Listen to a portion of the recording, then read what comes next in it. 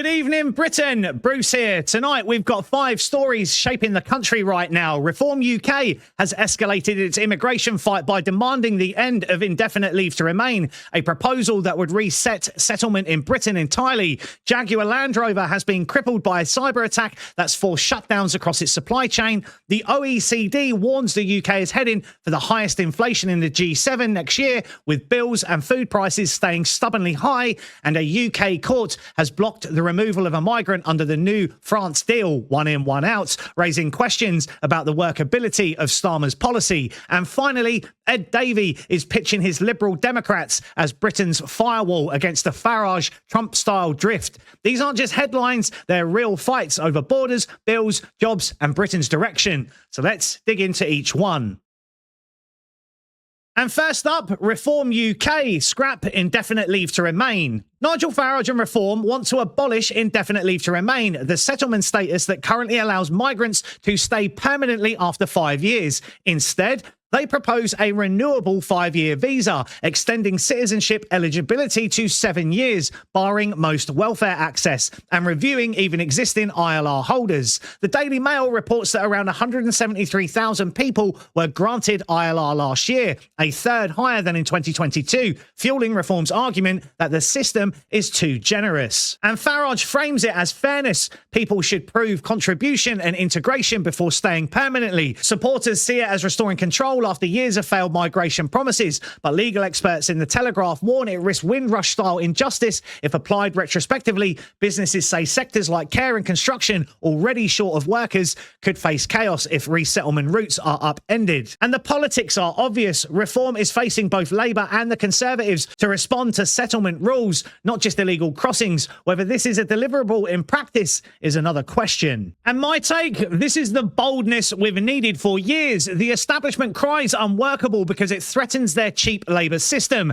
What's truly unworkable is mass immigration while our housing, schools and NHS are collapsing. Reform are the only ones forcing this debate, and that's why the elites fear them. Up next, Jaguar Land Rover cyber attack cripples UK manufacturing. A major cyber attack has shut down Jaguar Land Rover production lines across Britain, leaving suppliers unpaid and workforces idle. And reports say it is the most serious disruption to UK manufacture in years, with unions warning of possible job losses if support isn't offered quickly. Government ministers have toured affected factories, but have yet to commit financial help. Production is expected to restart in phases, but suppliers, many of them small engineering firms, are running on tight cash flow. If even a handful fail, JLR's wider operations could seize up for months. Beyond the immediate disruption, this raises big questions about industrial security. Britain wants to pitch itself as a tech-driven manufacturing hub, yet one attack was enough to halt its biggest car maker. So where are the protections? Where's the resilience planning for workers in the Midlands and Merseyside?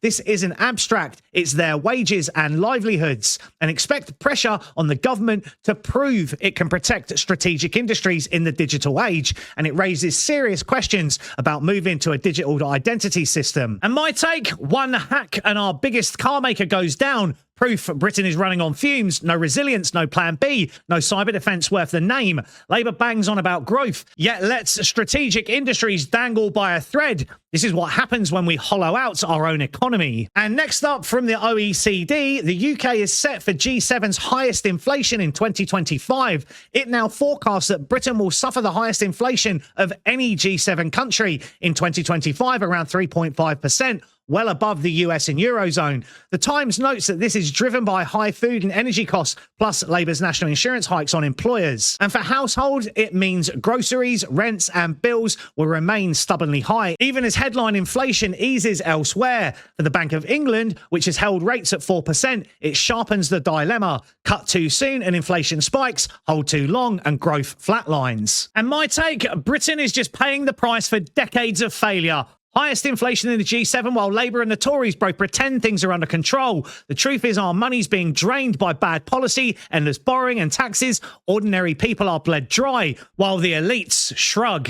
Politically, Rachel Reeves faces a bind before November's budget. Either she raises more tax to contain inflation, risking backlash, or does nothing and lets prices eat into wages. Economists warn Britain risks sticky stagflation, sluggish growth with persistent high costs. For working families, this means another winter of stretched budgets. For Labour, it means its central claim of stability and growth looks increasingly shaky. Next up, courts block migrant removal under the UK-France one-in, one-out deal. A UK judge has blocked the removal of a 25-year-old Eritrean asylum seeker under the new UK-France returns deal, and reports shows how quickly legal challenges can undermine Starmer's border policy. The Home Office has already carried out a handful of removals under the scheme, but this injunction highlights the vulnerability of the plan. Every individual case can be contested, delaying or even stopping removals altogether. Ministers insist they'll fight the ruling, but immigration lawyers say such blocks will just become routine. And politically, this is very bad optics. Labour promised to take back control of small boat crossings by working with France, but if courts intervene, the public may see it as yet another broken border pledge. For Starmer, it's a reminder that enforcement isn't just about deals with Paris, it's about whether Britain's legal framework can actually withstand the challenges. And my bit? Here's the proof our borders aren't in our control. A single judge blocks removals under Starmer's flagship France deal. It's the same story every time. Courts, lawyers and activists overrule the will of the people. Until we rip up these broken frameworks, nothing changes. It's time for a serious conversation about the ECHR. And lastly, Ed Davey warns of Farage's Trump-style Britain. At the Liberal Democrat conference, Sir Ed Davey claimed that Nigel Farage's vision for Britain would risk a Trump-style drift, loosening gun laws, weakening civil liberties and eroding democratic norms. Davey said the Lib Dems would stand as a firewall against both Labour drift and reform radicalism. And Davey pointed to Farage's past remarks on handgun bans, framing them as evidence of creeping Americanisation of UK politics. The strategy is clear: target moderate Conservatives and disillusion Labour voters who fear extremes on both sides. But the Lib Dems face an uphill battle. They are, after all, the establishment through and through. Unless they cut through with voters beyond their coastal and university strongholds, warnings like this may not resonate, yet alone the fact they are completely manufactured. Still, it shows that Farage's rise is forcing every party to recalibrate. For Davey, the Lib Dems' identity is now staked on defending Britain's liberal tradition against both populism and authoritarianism. Whether it cuts through is another matter altogether. Let's be honest here, the Liberal Democrats are completely irrelevant, cozying up to Labour and the Tories when it suits them. And Ed Davey is desperate for headlines, trying to scare people about Nigel Farage. The Lib Dems haven't mattered in years, and they know it. Calling reform Trump style is just lazy fear-mongering. People aren't scared, they're angry, and they want real change. That's why reform is rising. So tonight's picture of Britain looks like this. Reform UK is dragging the immigration debate away from small boats and onto who qualifies to stay permanently. Jaguar Land Rover has been brought to its knees by a cyber attack, exposing our industrial vulnerability and bringing digital ID into question. The OECD says inflation will keep hammering households, giving Rachel Reeves a political migraine, and Starmer's migration deal with France is already cracking under legal pressure.